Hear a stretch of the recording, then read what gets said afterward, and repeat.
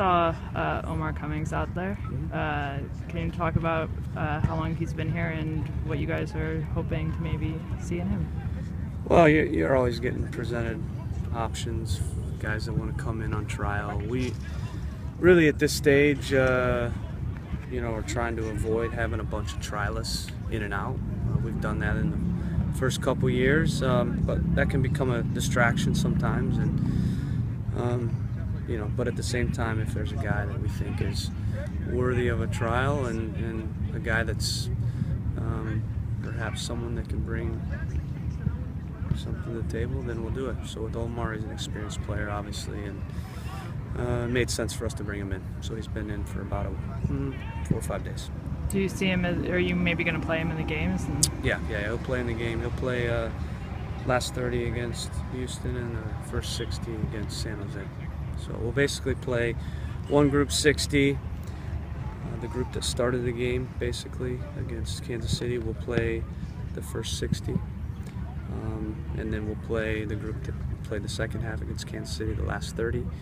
And then we'll play the group that plays the last 30 against Houston. We'll play the first 60 against San Jose. And then we'll give the guys that haven't played a 30-minute run-in. So we'll rest in that game probably about 8 or 9 players, key players. And we'll do a fitness session with them on the game day. With the game tomorrow, given what you saw last week, are there specific things, I guess, in tomorrow and the next game that you want to see out of the players? I mean, we always want to see them play well. We want to see them attack well. We want to see them defend well. We want to see them be good on set pieces, both sides of the ball. We want to see them make good decisions. We want to see them, when it's on a press. When it's not, hold, stay compact. In the attack, we want to see them play out, okay, if you can, and possess the ball. But if it's not on, make it a good decision.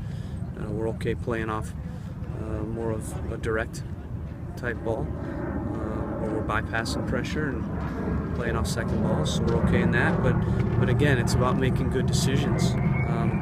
We want to be a team that's very well-rounded, unpredictable, but you can see what we're trying to do, but ultimately we need to have plan B always. So that's a lot of what we've been preaching. We know who we are. We want to be a team that presses and possesses, but if it's not on to do those things, we have to make adjustments.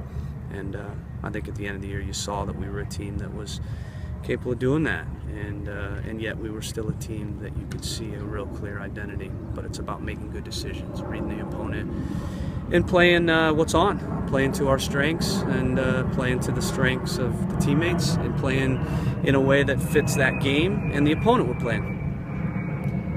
We saw Will doing a little bit more. Obviously, he was still with the trainer for most practice. We saw him doing a little bit of keep away at the beginning. Do you have any update on him or his timeline? Yeah, I mean, he's doing really well. Both Larry and him are doing well, but Will's probably a month or so, maybe more, away from starting training. Mm-hmm. So he's making good progress, but these are major injuries. So the final stage is always the toughest to predict, but the timeline for him is anywhere from 4 to 6 weeks from now to start to be back into training. And then from there, it's about fitness, it's about psychologically seeing where he's at. So there's no timeline other than when he's ready to play, he'll play.